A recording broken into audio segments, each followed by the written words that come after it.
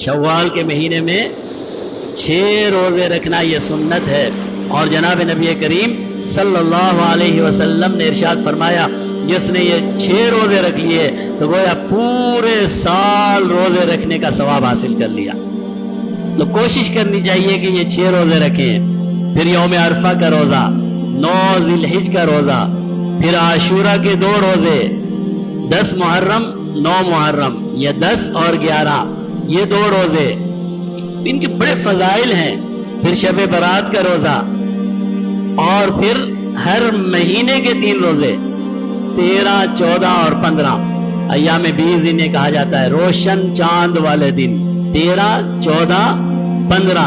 یہ 3 روزے جناب نبی کریم صلی اللہ علیہ وسلم ہمیشہ رکھا کرتے تھے، اور پھر ہفتے کے 2 روزے،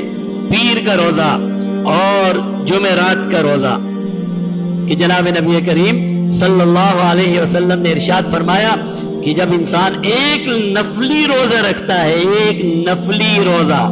تو اللہ رب العزت اس کے درمیان اور جہنم کے درمیان اتنی بڑی خندق بنا دیتے ہیں، بعض روایات میں ہے کہ 70 سال تک بھی کوئی چلے تو وہ ختم نہیں ہو سکتی۔